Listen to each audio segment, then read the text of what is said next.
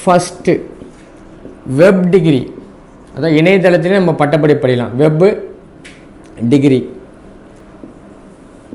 World first web degree யார் launch பண்ணியிருக்கா? Web degree launched by. உலகின் முதல் இணையதள பட்டப்படிப்பு, உலகின் முதல் இணையதள பட்டப்படிப்பு தொடங்கிய நிறுவனம்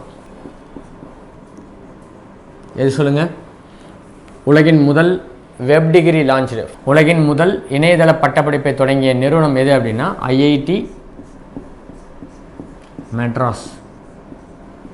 ஏற்கனவே ஐஐடி கான்பூர் ஒன்று பார்த்தோம் கேட்டா, அது என்னன்னு பார்த்துங்க. இப்போ நம்ம படிக்கிறது IIT Madras. World first web degree launched by, வேர்ல்டுலேயே ஃபஸ்ட்டாக வெப் டிகிரி லான்ச்டு பை என்ன பண்ணிங்கன்னா இணையதளத்தில் நம்ம பட்டப்படி படிக்கலாம். அதுதான் என்னதுன்னா ஐஐடி மெட்ராஸ் அவங்க தான் இது பண்ணியிருக்காங்க. அந்த இது பேர் என்னது, டிகிரி பேர் அப்படின்னு கேட்டிங்கன்னா பிஎஸ்சி டிகிரி இன் பிஎஸ்சி. அந்த டிகிரி பேர் என்னன்னு கேட்டாங்கன்னா பிஎஸ்சி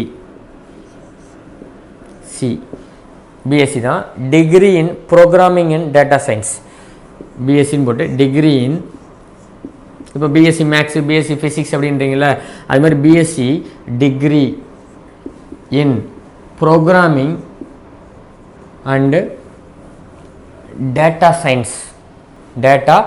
சயின்ஸு. இதை தொடங்கி வச்சவர் யார் அப்படின்னா மனித வளத்துறை அமைச்சர், HRD, human resource, ministry of human resource இருக்கார்ல, ஹியூமன் ரிசோர்ஸ் அதோட மினிஸ்டர் மனித வளத்துறை அமைச்சர் அவர் தான் லான்ச் பண்ணியிருக்கார். ஐஐடி மெட்ராஸ் பண்ணியிருக்காங்க. உலகின் முதல் இணையதள பட்டப்படிப்பு தொடங்கிய நிறுவனம் ஐஐடி மெட்ராஸ். அந்த டிகிரி பேர் என்னதுன்னு கேட்டால் BSc degree in programming and data science. அதை யார் தொடங்கியிருக்கா அப்படின்னா ministry of human resource development minister, மனித வளத்துறை அமைச்சர். அவர் பேர் யாருன்னா ரமேஷ் போக்ரியால். ப்ரெசண்ட் அந்த இது மினிஸ்டர் யார் கேட்டாங்கன்னா ரமேஷ் போக்ரியால். அவர் தான் தொடங்கி வச்சிருக்கார். அவர் கேட்க வாய்ப்பு இருக்குது. போக்ரியால்.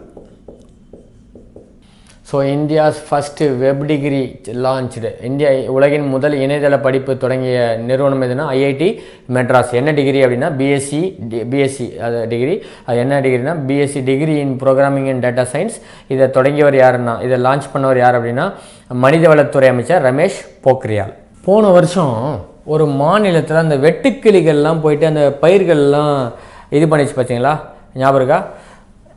ஸோ அந்த வெட்டுக்கிளிகளை அழிக்க என்ன பண்ணியிருக்காங்கன்னா யூபியில் எல்லா மண்டலம் வந்துச்சு. அது யூபியில் ஒரு இடத்துல என்ன ஒருனா கௌதம் புத்தா நகர், அதானே வெட்டுக்கிளிகளை கட்டுப்படுத்துறதுக்காக என்ன பண்ணியிருக்காங்கன்னா ஒரு ஹெலிகாப்டர் சேவை பயன்படுத்தியிருக்காங்க. அந்த ஹெலிகாப்டரில் போயிட்டு அந்த வெட்டுக்கிளிகளை அழிக்கிறதுக்காக. இது எங்கே போயிருக்காங்க அப்படின்னா அந்த யூபியில் புத்தா நகர் அப்படின்ற இடத்துல. ஸோ அந்த அந்த அந்த வெட்டுக்கிளிகளை அழிக்கிறதுக்கு அந்த எதை அமைச்சாங்கன்னா ஹெலிகாப்டர் அமைச்சாங்க. சரி, அந்த ஹெலிகாப்டரை கொடியசைத்து தொடங்கி வச்சவர் யாருன்னா உங்களுக்கு தெரியும். இது எதிரில்னா பயிர்கள் அழிக்கிறதுனால மத்திய வேளாண் துறை அமைச்சர் போனார். கொடியசைத்து அந்த ஹெலிகாப்டர் சேவை தொடங்கி வச்சார். மத்திய வேளாண் துறை அமைச்சர் யார் அப்படின்னா இப்போ யார்?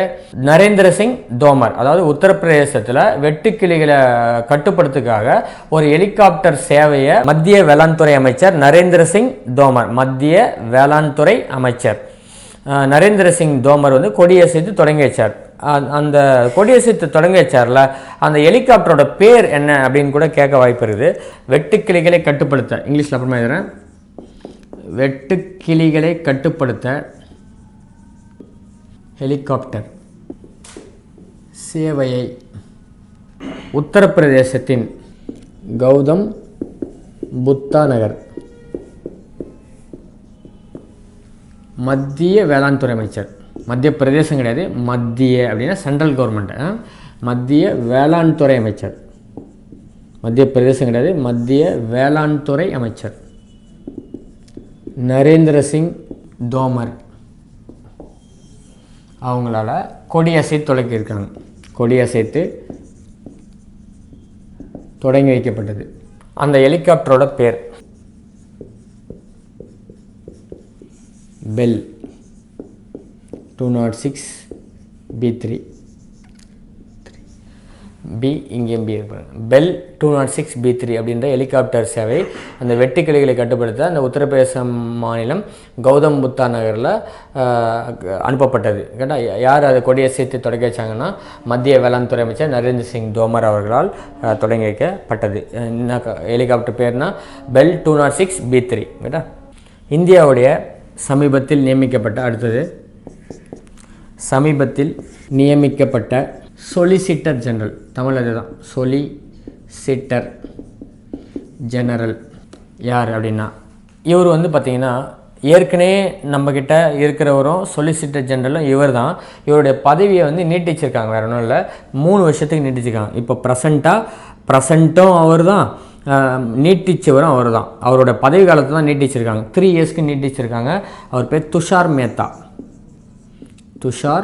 மேத்தா கேட்க வாய்ப்பு இருக்குது. மேத்தா 3 இயர்ஸ்க்கு ஃப்ரம் 2020 20ல் முறிவடைய இருந்தது. 20ல் அவரோட ரிட்டையர்மெண்ட்டு. ஆனால் என்ன பண்ணிங்கன்னா 3 இயர்ஸ்க்கு எக்ஸ்டெண்ட் பண்ணியிருக்காங்க. 3 இயர்ஸ் எக்ஸ்டெண்டட். சரிங்க. Reappointed as solicitor general of India. Present solicitor general of India இவர் பார்த்திங்கன்னா யாருன்னா துஷார் மேத்தா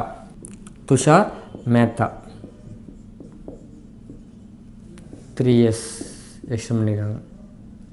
2023 வரைக்கும் இருப்பார், எக்ஸ்டெண்டட். இப்போ இந்தியாவுடைய சொலிசிட்டர் ஜெனரல் யார் அப்படின்னா துஷார் மேத்தா. COVID-19 தாக்கம் குறித்து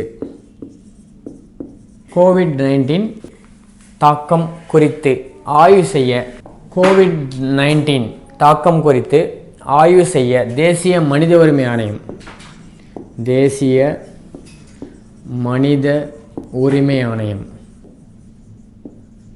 COVID-19 தாக்கம் குறித்து ஆய்வு செய்ய தேசிய மனித உரிமை ஆணையம் அப்படின்னா NHRC national human resource council இல்லை commission, national human resource commission. அதாவது COVID-19 தாக்கம் குறித்து ஆய்வு செய்ய மனித உரிமை ஆணையம் கேட்டால் ஆணையம் ஒரு நிபுணர் குழு அமைச்சிருக்காங்க. நிபுணர் குழு இது 2020 போட்டாங்க. அதோட தலைவர் யார்? அக்குழுவின் தலைவர் யார் அப்படின்னா KS ரெட்டி, டாக்டர் KS அழகிரின்றாங்கள்ல, அது மாதிரி KS ரெட்டி, KS அழகிரி சொல்கிறாங்க. அது மாதிரி ஞாபகம் வச்சுங்க. கிளாஸில் சொன்னால் சப்ஜெக்ட் எடுத்துங்க, மறக்காமல் இருக்கும். அதுதான் அப்படி சொன்னேன். Doctor KS Reddy. த national human resource commission, national human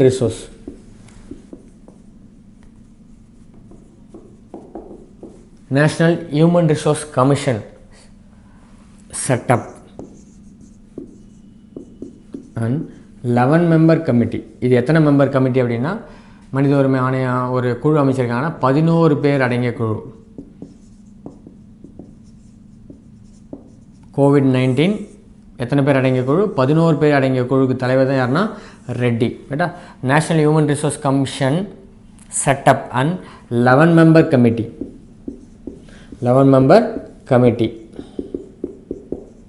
எதுக்காக அப்படின்னா, நம்ம எக்ஸ்பெக்ட் வேண்டி study and impact study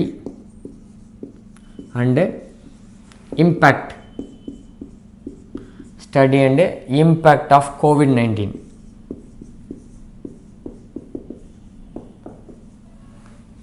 so அந்த 11 மெம்பர் கமிட்டியோட அல்லது கமிஷனோட சேர்மன் யார் கேட்டாங்கன்னா KS ரெட்டி.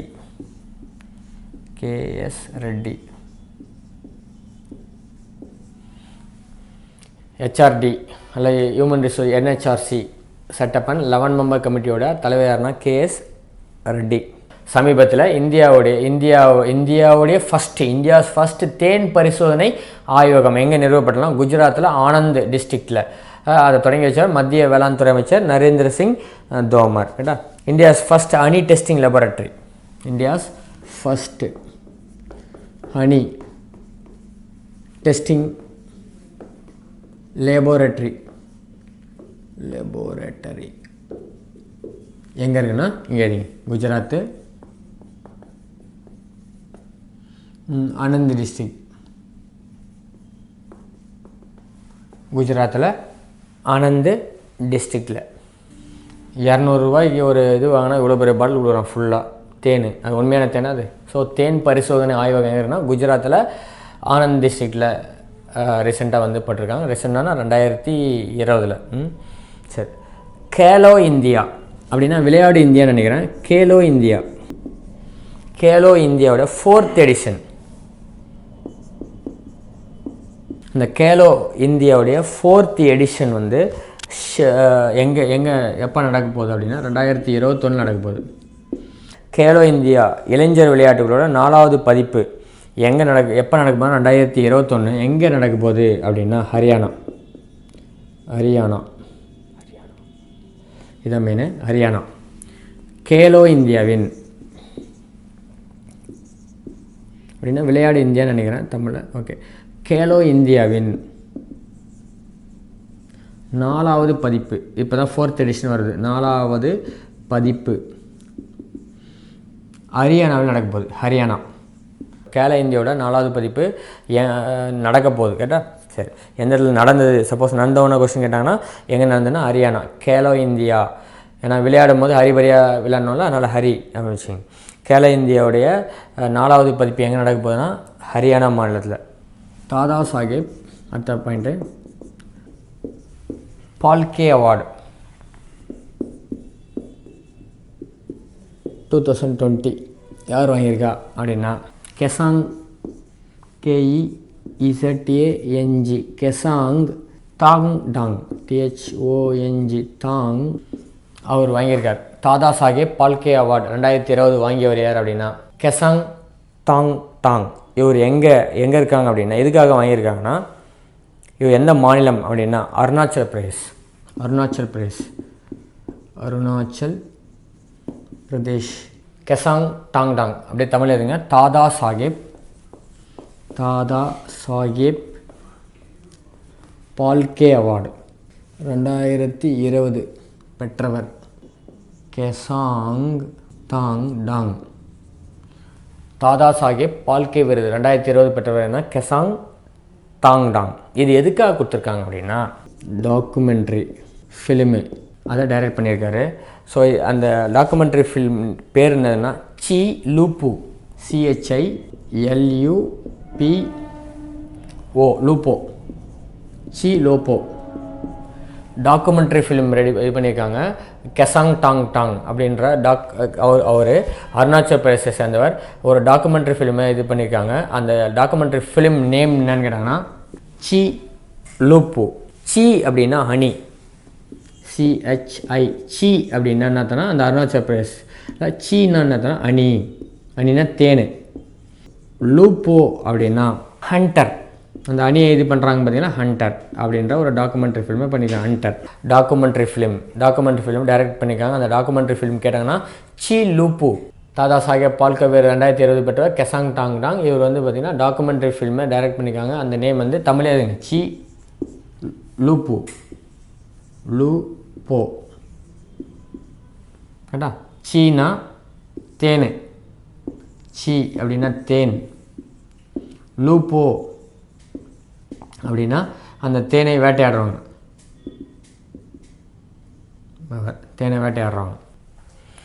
அடுத்த கொஸ்டின் பார்க்கலாம். பிரேசில் டோட்டலாக பிரேசிலில் உருவாக்கப்பட்டு பிரேசிலில் தான் அந்த இது உருவாக்கியிருக்காங்க. இஸ்ரோவால் செலுத்தப்பட்ட 2020 தான் செலுத்தியிருக்காங்க. இஸ்ரோவால் பிரேசிலில் அதை மேனுஃபேக்சர் பண்ணியிருக்காங்க, உருவாக்கியிருக்காங்க. ஆனால் இஸ்ரோவால் செலுத்தப்பட்ட முதல் பூமியை கண்காணிக்கும் செயற்கைக்கோள். முக்கியமானது செயற்கைக்கோள் எதுன்னு கேட்பாங்க. ஃப்ரேசில். இந்த அந்த அந்த செயற்கைக்கோளை உருவாக்குறது யார் அப்படின்னா ஃப்ரேசில். ஆனால் நம்ம அதை செலுத்தியிருக்கோம். இஸ்ரோனா இந்தியன் ஸ்பேஸ் ரிசர்ச் ஆர்கனைசேஷன் தானே இஸ்ரோ, ISRO. ஃப்ரேசிலில் முழுவதும் உருவாக்கப்பட்டு இஸ்ரோவால் செலுத்தப்பட்ட முதல் பூமியை, இது எதுக்காகனா பூமியை கண்காணிக்கிறது. இல்லை மேலே போனால் பூமியை கண்காணிக்க செயற்கைக்கோள் எது அப்படின்னு கேட்டால் அமேசானியா 1. அமேசான் அப்படின்னு ஒரு ஃப்ளிப்கார்ட்டு அமேசான் இருக்குல்ல, அதுமாதிரி நான் வச்சு அமேசானியா 1 அப்படின்ற செயற்கைக்கோள் அப்படின்னா இஸ்ரோவால் செலுத்தப்பட்டு ஃப்ரேசிலில் உருவாக்கப்பட்டு பூமியை கண்காணிக்கிற செயற்கைக்கோள் எதுன்னு கேட்டேன்னா முதல் பூமியை கண்காணிக்கும் செயற்கைக்கோள் எது கேட்டனா அமேசானியா 1. கேட்டா the first earth observation satellite.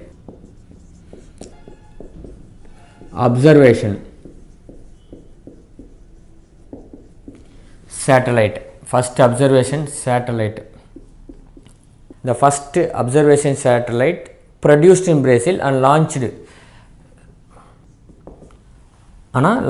by ISRO. And the satellite or name எதுன்னா Amazonia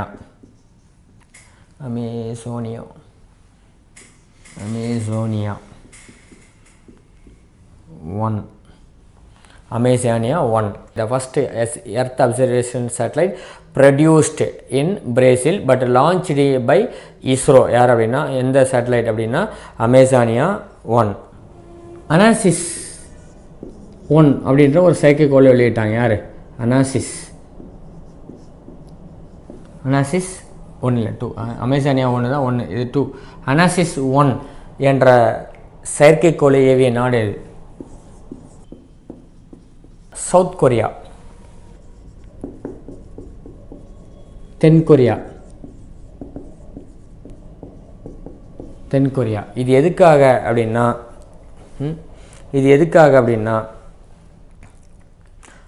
south Korea's first militant communication satellite. South Korea's first militant communication satellite. First இதுதான் ஃபஸ்ட்டு விட்றாங்க. எதுக்காகனா மிலிட்டன்ட் கம்யூனிகேஷன், இராணுவ தகவல் communication satellite. South Korea's first militant communication satellite எதுன்னு கேட்டனா அதாவது தென்கொரியாவின் முதல் இராணுவ தகவல் தொடர்பு செயற்கைக்கோள். தென்கொரியாவுடைய முதல் இராணுவ தகவல் தொடர்பு, இராணுவத்துக்காக அந்த தகவல் தொடர்புக்காக ஒரு சேட்டலைட் விட்டுருக்காங்க ஃபஸ்ட்டாக. இதுக்காக ஃபஸ்ட்டு இராணுவ தகவல் தொடர்பு செயற்கைக்கோள். சவுத் கொரியாவுடைய முதல் இராணுவ தகவல் தொடர்பு செயற்கைக்கோள் எது அப்படின்னா அனாசிஸ் 2. சம்டைம் என்ன கேட்பாங்கன்னா அனாசிஸ் 2 என்ற செயற்கைக்கோளை ஏவிய நாடு எதுன்னு கேட்கலாம். கேட்டா அனாசிஸ் 2 கேட்கலாமா? அடுத்தது இது எதுக்காக அப்படின்னு கூட கேட்கலாம். அனாசிஸ் 2 எதுக்காக? இந்தியாவோட சவுத் கொரியாவோட முதல் இராணுவ தகவல் தொடர்பு செயற்கைக்கோள். சவுத் கொரியாவோட முதல் இராணுவ தகவல் தொடர்பு செயற்கைக்கோள் எதுன்னு கேட்டோன்னா இது அனாசிஸ் 2. கேட்டா இந்த அனாசிஸ் 2 இருக்குல்ல, அனாசிஸ் 2 எந்த ராக்கெட் மூலம், இது வந்து சேட்டலைட்டு. இந்த சேட்டலைட்டில் லான்ச் பண்ணோன்னா ஒரு ராக்கெட் வேணும்ல, அந்த ராக்கெட் எந்த ராக்கெட் மூலம் ஏவப்பட்டது அப்படின்னா ஃபால்கன் 9.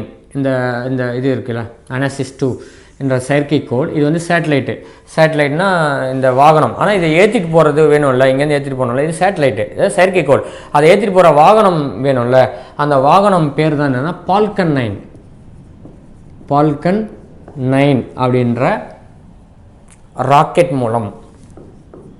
இது வந்து ராக்கெட், அந்த செயற்கைக்கோளை எடுத்துகிட்டு போகிற ராக்கெட், அதுதான் எதுனா ஃபால்கன் 9. கேட்டா எங்கேருந்து விட்டுருக்காங்கன்னா எந்த நாடு இது பண்ணியிருக்காங்க அப்படின்னா தென்கொரியா, சவுத் கொரியாவுடைய இராணுவ தகவல் தொடர்பு செயற்கைக்கோள். ஆனால் இது எங்கேருந்து விட்டுருக்காங்க அப்படின்னா ஸ்பேஸ் எக்ஸ் நிறுவனம். அந்த இது பண்ண நிறுவனம் எதுனா ஸ்பேஸ் எக்ஸ், அந்த கம்பெனி தான் ரெடி பண்ணியிருக்காங்க. ஸ்பேஸ் எக்ஸ் அப்படின்ற நிறுவனத்தால்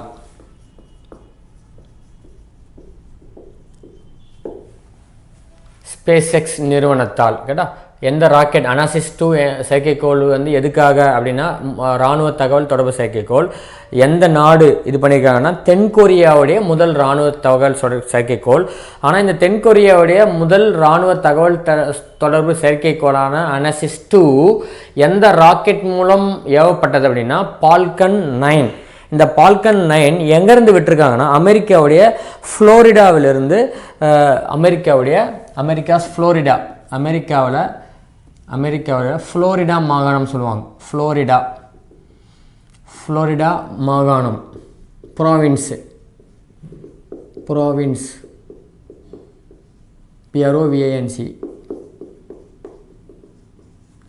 அமெரிக்காவுடைய ஃப்ளோரிடா மாகாணத்திலிருந்து ஸ்பேஸ் எக்ஸ் நிறுவனத்தால் அமெரிக்காவுடைய ஃப்ளோரிடா மாகாணத்திலிருந்து ஸ்பேஸ் எக்ஸ் நிறுவனத்தால் அனாசிஸ் 2 என்ற செயற்கைக்கோள் இராணுவ தகவல் தொடர்பு செயற்கைக்கோள் ஏவப்பட்டது. சரியா? கொஸ்டின் எப்படி கேட்பாங்கன்னா, இந்த செயற்கைக்கோளை ஏவிய நிறுவனம் எதுன்னு கேட்டாங்கன்னா ஸ்பேஸ் எக்ஸு. இந்த செயற்கைக்கோள் எந்த ராக்கெட் மூலம் ஏவப்பட்டது அப்படின்னா பால்கன் 9. கேட்டா இந்த ராக்கெட் எங்கேருந்து ஏவப்பட்டது அப்படின்னா அமெரிக்காவுடைய ஃப்ளோரிடா மாகாணத்துலேருந்து வெளியே ஏவப்பட்டிருக்காங்க. இந்த எது அனாசிஸ் 2. இந்த அனாசிஸ் 2 எதுக்காக அப்படின்னா அந்த இராணுவ தகவல் தொடர்பு செயற்கைக்கோள். சரி, இது எந்த நாட்டுது அப்படின்னு கேட்டாங்கன்னா சவுத் கொரியாது, தென் கொரியாவுடைய ஒரு இராணுவ தகவல் தொடர்பு செயற்கைக்கோள் என்னன்னா ஒரு ராக்கெட் வேணும். அந்த ராக்கெட் பேர் தான் பால்கன் 9. கேட்டால் இது எந்த கம்பெனி தயாரினா ஸ்பேஸ் எக்ஸ் நிறுவனம் மூலம் ஏவப்பட்டது. கேட்டால் ஸ்பேஸ் எக்ஸ் நிறுவனம் மூலம் ஏவப்பட்டது. இந்தியாவின் முதல் மற்றும் விண்வெளி கண்காணிப்பு நிறுவனம். இந்தியாவின் முதல் விண்வெளி மற்றும் கண்காணிப்பு நிறுவனம். கேட்டா இந்தியாவின் முதல் விமான மற்றும் விண்வெளி கண்காணிப்பு நிறுவனம் எதுன்னு கேட்பாங்க. இந்தியாவுடைய ஃபஸ்ட்டு விமானத்தை கண்காணிக்குமா, எங்கெங்கெல்லாம் போகுது அப்படின்னு சொல்லிட்டு. அது இல்லாமல் விண்வெளியும் கண்காணிக்குமா. இந்தியாவுடைய முதல் விமானம் மற்றும் விண்வெளி கண்காணிப்பு நிறுவனம் எதுன்னு கேட்பாங்க. India's first air and space surveillance company. India's first air and ஏர்னா விமானம் அண்டு சர்வேலன்ஸ் ஸ்பேஸு சர்வைலன்ஸ் அப்படின்னா கண்காணிப்பு, சர்வைலன்ஸ் கம்பெனி பேர் என்னன்னு கேட்பாங்க. Name the India's first air and space surveillance company அப்படின்னா இந்தியாவுடைய முதல் விமானம் மற்றும் விண்வெளி கண்காணிப்பு நிறுவனத்தோட பேர். இதை ரெண்டுத்தையும் கண்காணித்து ஒரு நிறுவனம் போட்டிருக்காங்க. அதோட அந்த நிறுவனம் பேர் கேட்டாங்கன்னா திகந்தாரா. DIGAN தாரா, தமிழில் திகந்தாரா. திகந்தாரா. முக்கியமான கொஸ்டின் இது. இந்தியாவுடைய முதல் விமானம் மற்றும் விண்வெளி கண்காணிப்பு நிறுவனம். கேட்டால் எப்படி அமெரிக்காவில் ஸ்பேஸ் எக்ஸ் அப்படின்னு இருக்கோ, இதுவும் பார்த்தீங்கன்னா அந்த கண்காணிப்பு நிறுவனம் தான். அந்த விண்வெளி அந்த விமானம் கண்காணிப்பு நிறுவனம் ஸ்பேஸ் எக்ஸ் நிறுவனம் மூலம் தான் எல்லாத்தையும் அந்த விடுவாங்க, அந்த ராக்கெட்லாம். ஸோ அதே மாதிரி தான் இந்தியாவுடைய முதல் விமானம் மற்றும் விண்வெளி கண்காணிப்பு நிறுவனம் எதுன்னு கேட்டேன்னா திகந்தாரா. திகந்தாரா. புக்கர் பரிசு வென்ற நாவல் எது? நாவல் அப்படின்னா புதின அர்த்தம்.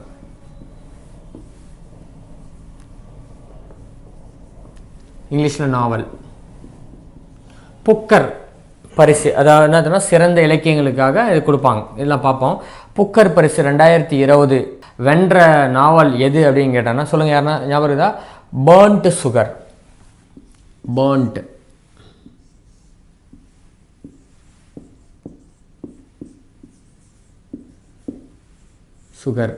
இங்கிலீஷில் எழுதிங்கன்னா புக்கு வந்து இங்கிலீஷில் எழுதியிருப்பாங்க. எரிந்த சர்க்கரை.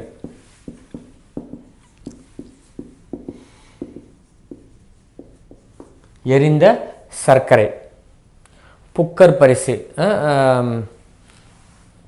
எதுங்க? புக்கர் அவார்டு அதானே, புக்கர் ப்ரைஸ்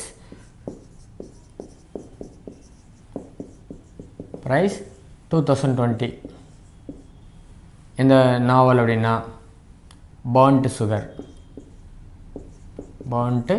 சுகர் கேட்க வாய்ப்பு இருக்குது. புக்கர் பரிசு 2020 வென்ற நாவல் பர்ன்ட் சுகர். இந்த ஆத்தர் யாருன்னு கேட்டாங்கன்னா முக்கியமான கொஸ்டின் சார், இது படிச்சு வச்சுங்க. புக்கர் பரிசு 2020 வென்ற நாவல் எதுனா பர்ன்ட் சுகர். இதோட ஆத்தர் என்னது அப்படின்னு கேட்க வாய்ப்பு இருக்குது. அரவிந்த் தோஷி இதோட ஆசிரியர். இந்த நாவலோட ஆசிரியர்னா அரவிந்த் தோஷி. அரவிந்த்